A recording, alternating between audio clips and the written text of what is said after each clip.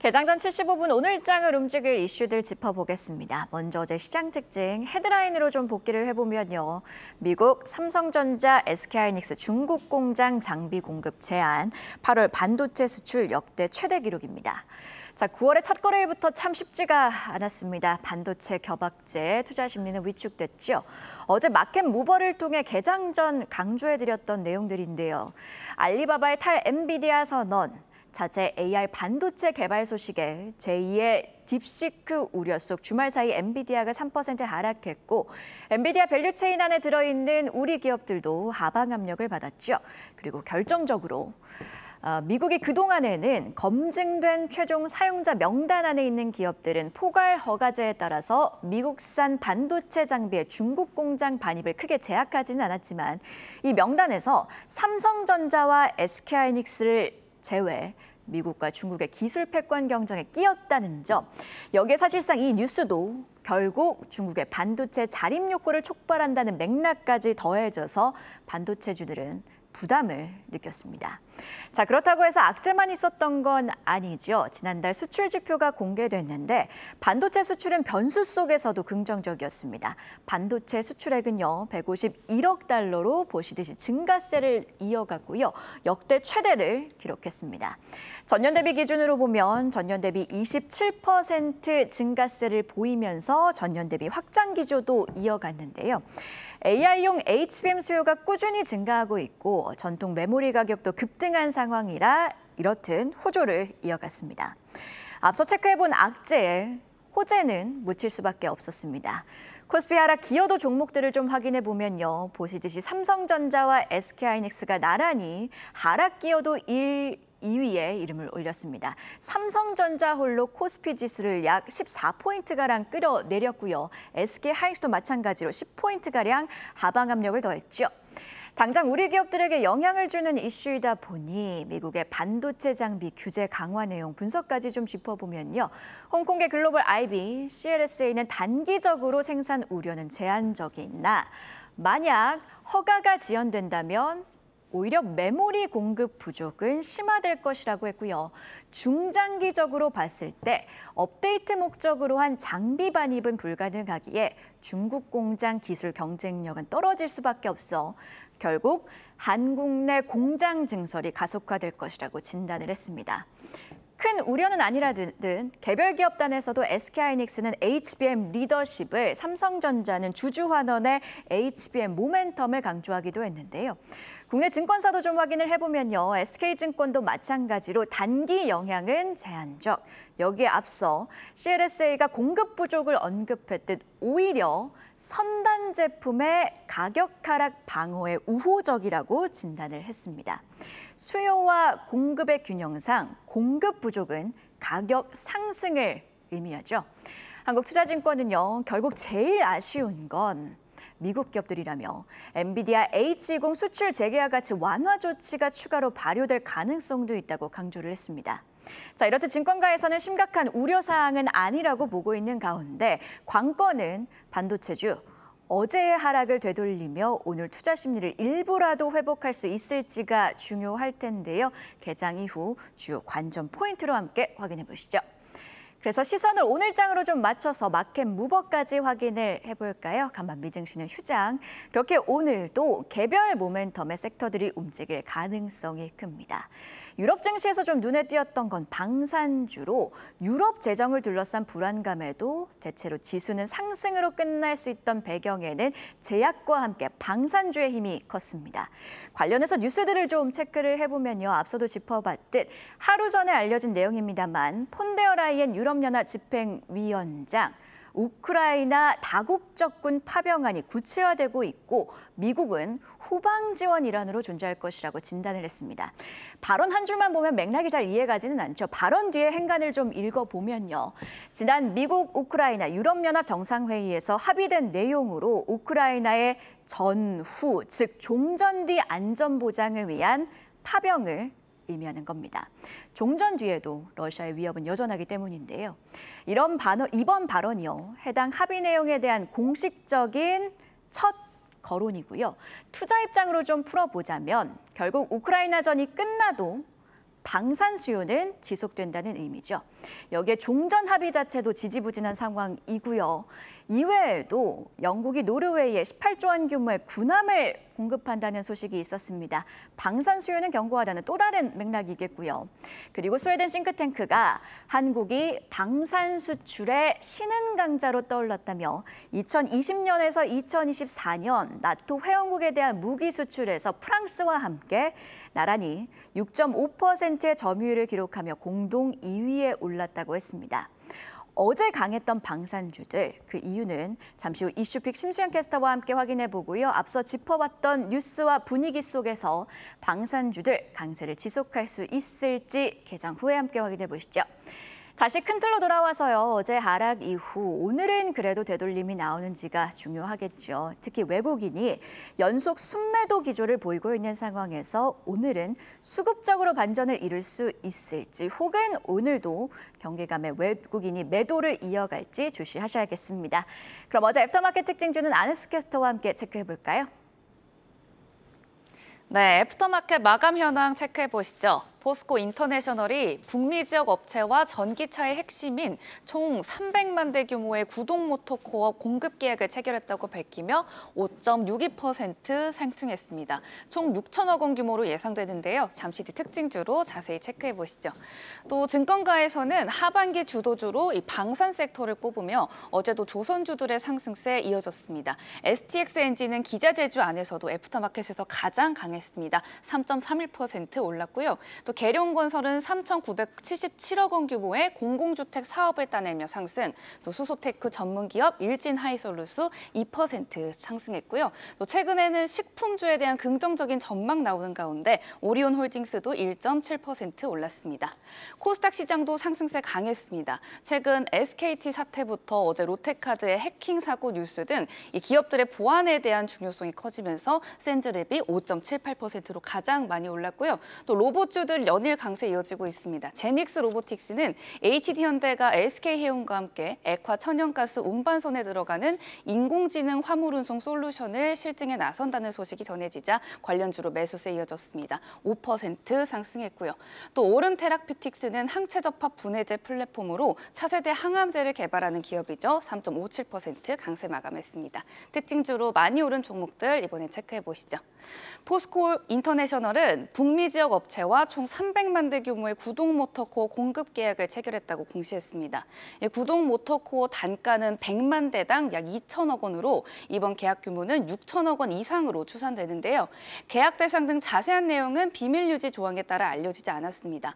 다만 주목할 만한 점은 전기차 핵심 부품인 구동 모터코어가 중국 의존도가 높은 히토류를 소재로 사용한다는 건데요. 포스코 인터내셔널은 공급망 다변화를 위해서 미국과 호주 등 조달한 히토류를 사용하며 탈중국 공급망 구축을 추진하고 있어서 이번 수주에 성공할 수 있었다는 분석이 나오고 있습니다. 포스코 인터내셔널 추가 상승 여력이 있을지 분석에서 확인해 보시고요. 또 로봇주의 상승세가 무서운데요. 제닉스 로보틱스는 어제 메인마켓에서 20% 가까이 급등한 데 이어서 애프터마켓에서도 추가로 상승세 보여줬습니다. HD현대가 SK해운과 함께 액화 천연가스 운반선용 인공지능 솔루션 실증에 나선다는 소식이 전해지자 관련주로 매수세가 몰렸는데 제닉스 로보틱스는 자동화 물류 시스템 전문 업체로 세계 최초로 무인 운반차 및 자율주행 로봇의 전체 제어 시스템을 자체 내재화했습니다. 특히 포스코와 협업을 통해서 스마트 항만에서 요구되는 무인 운반차 시스템과 컨트롤 시스템을 보유하고 있어서 투자 매력이 더욱 부각되고 있는데요. 지금까지 애프터마켓 이야기 전해드렸습니다. 애프터마켓 특징주 안혜수 캐스터와 함께 확인해 봤고요. 계속해서 증시 모닝 브리핑.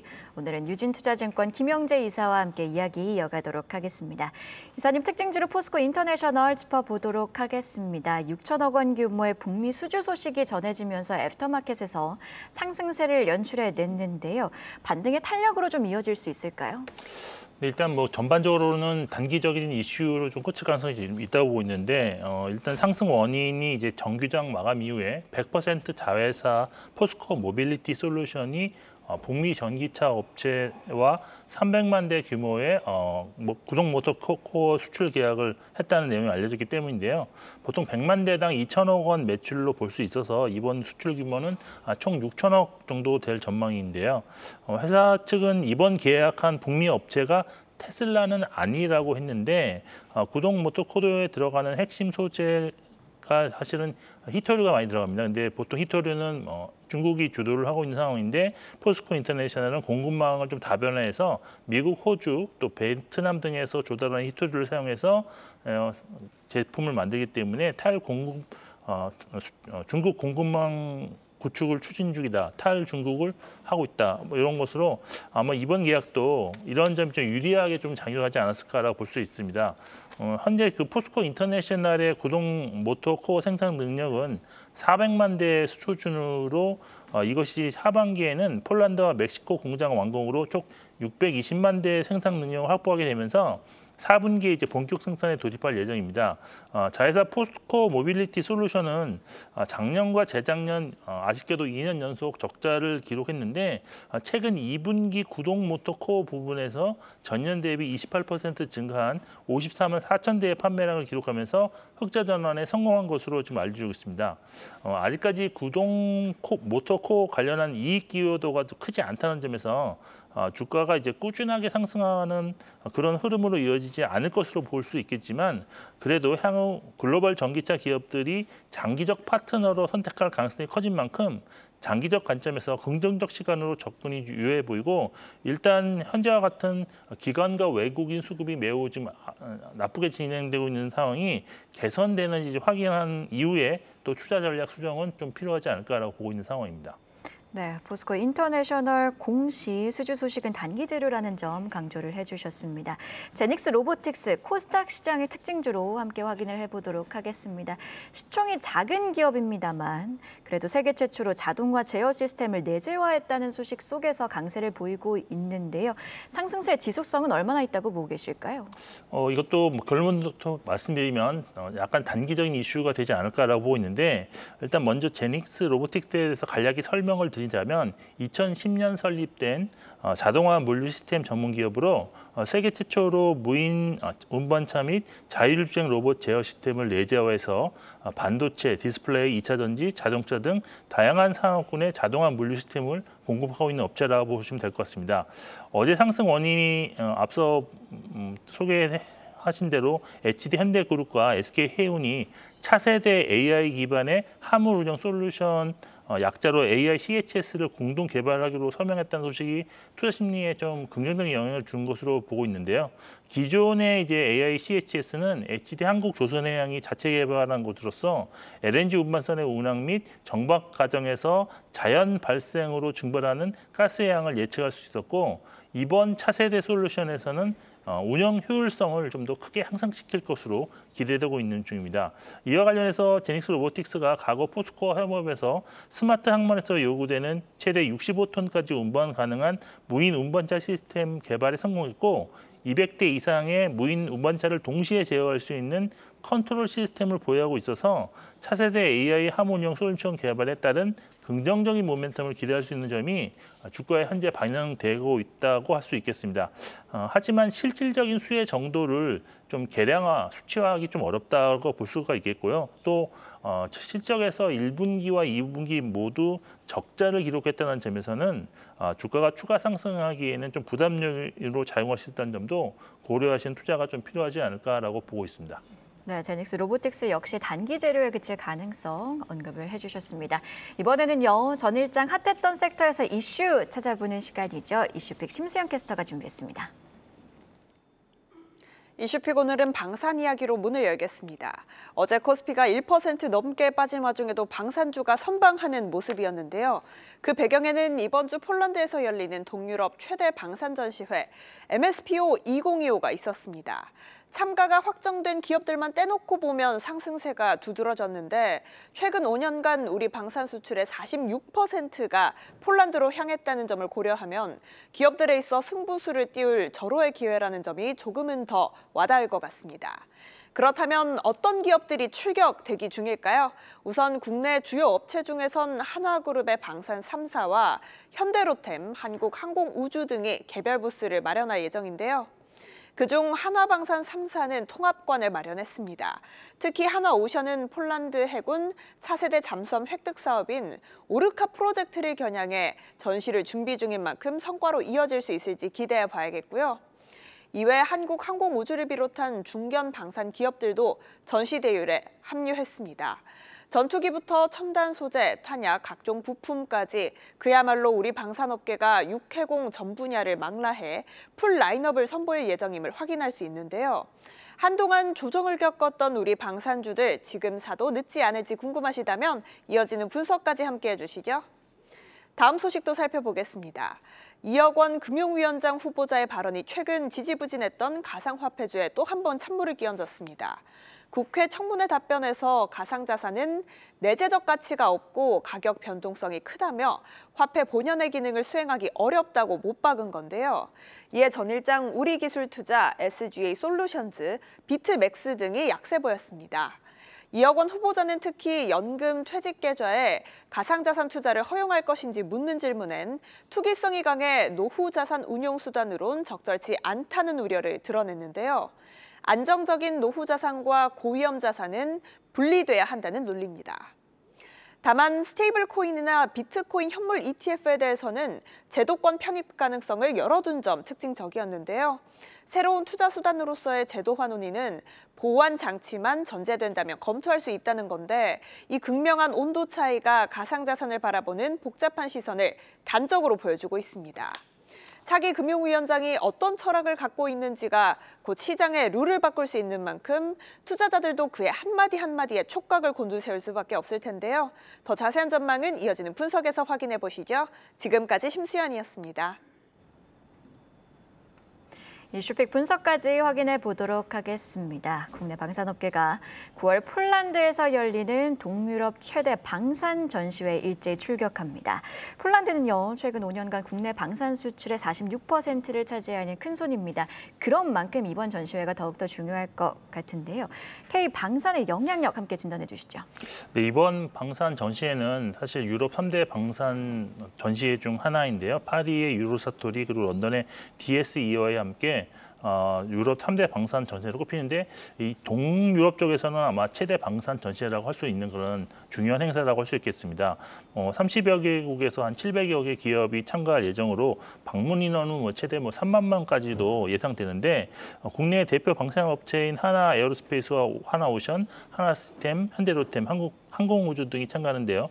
특히 그 30여 개 한국 기업과 기관이 통합 부스를 또 이번에 구성해서 K방산 이미지를 강조해서 전시 기간 동안 또 한국과 폴란드 방산 협력 세미나와 컨퍼런스를 개최할 수 있는 그런 중요한 행사라고 할 수 있겠습니다. 일단 최신 방산 기술과 글로벌 트렌드를 한눈에 확인할 수 있는 것인데 한국 방산 기술을 세계에 알리고 국제 협력을 강화할 수 있는 좋은 기회로 개별 기업에게는 유럽 진출과 또 글로벌 협력 확대를 추진할 수 있는 무대가 될 것입니다. 일단 국내 방산 산업이 지금 이거 외에도 좀 많은 뉴스가 있는데 4대 주요 기업 수주 잔고가 지금 2분기 말 기준 103조 원을 넘어서서 사상 최대치를 기록 중인데 이에 4년에서 5년치 일감을 이미 확보한 상황입니다. 이러한 성장세는 앞으로도 유지될 가능성이 높은데요. 유럽과 중동을 중심으로 지금 방위비 증액 기조가 이어지면서 우리나라가 보유하고 있는 빠른 납기 그리고 가격 경쟁력이 있기 때문에 K방산에 대한 수요는 더욱더 증가할 수밖에 없을 것으로 보고 있습니다. 단기적으로는 러시아와 우크라이나 전쟁 종식 이슈가 주가에 영향을 좀 주고 있는 상황이지만 추가적인 수주 증가 가능성이 높다는 점에서는 쉽게 모멘텀이 꺾이지 않을 것으로 전망해 볼 수 있어서 꾸준한 관심이 좀 필요한 업종이다라고 볼 수 있겠습니다. 네, 방산주들 꾸준한 관심이 필요하다는 분석 들어봤고요. 이혁원 금융위원장 후보자가 어제 이런 발언을 내놓으면서 좀 주목을 받았죠. 가상자산과 관련해서 내재 가치가 없다는 일정을 밝혔는데 관련 발언 어떻게 보고 계실까요? 근데 일단 이 화폐의 본질적 기능과 관련해서 이제 가상화폐가 내재 가치가 없고 가격 변동이 너무 심하다. 그렇기 때문에 상당히 좀 보수적으로 봐야 된다. 뭐 이런 뉘앙스였는데 기존 정부의 입장을 일단 재확인한 것으로 할 수가 있겠고요. 또 향후에도 이러한 정책 기조를 유지하겠다는 신호로 해석을 했기 때문에 시장에서는 좀 부정적인 그런 이슈라고 일단 볼 수밖에 없을 것입니다. 또 앞서 소개하신 대로 뭐 퇴직연금이나 연금저축이 가상자산에 투자하는 것에 대해서도 투기성이 강해서 안정적인 소득을 보장하기 위한 연금 투자에는 우려가 많다. 뭐 이런 얘기도 있었고요. 근데 이제 스테이블 코인과 관련해서는 혁신의 기회를 제공하면서도 충분한 보안 장치를 마련하는 방안을 고민하고 있다고 말해서 규제가 아닌 제도적 틀 안에서 논의해 볼 여지를 남겨놓았다는 점에서 이런 점은 좀 긍정적이었다고 할 수 있습니다. 비트코인 현물 ETF의 국내 도입과 관련해서는 일단 뭐 다양한 의견을 종합해서 국회에 상의하겠다는 거의 원론 수준의 답변을 했기 때문에 당장은 도입이 좀 어려울 것으로 해석하는 그런 분위기입니다. 결국 가상화폐 투자와 관련해서는 건전한 제도화를 토대로 마련하는 과정이 필요하다는 그런 말인 것 같은데요. 글로벌 트렌드에는 조금 뒤처질 수 있다는 점에서 좀 빠른 제도화 과정이 필요하다고 볼 수 있겠고요. 관련주에게는 조금 부정적으로 조금 더 영향을 작용할 수 있지 않을까라고 판단하고 있습니다. 자, 이혁원 금융위원장 후보자의 발언 진단해 주셨고요. 지금 시장을 좀 보면 반도체주가 주춤한 사이에 방산과 조선주들이 부각이 되고 있습니다. 특히 조선과 관련해서는 마스카 프로젝트 기대감이 커지고 있는 상황. 조선 대형주들이 가더니 이번에는 조선 기자재주들이 좀 반응을 하고 있습니다. 조선주 투자 전략은 어떻게 세워야 될까요?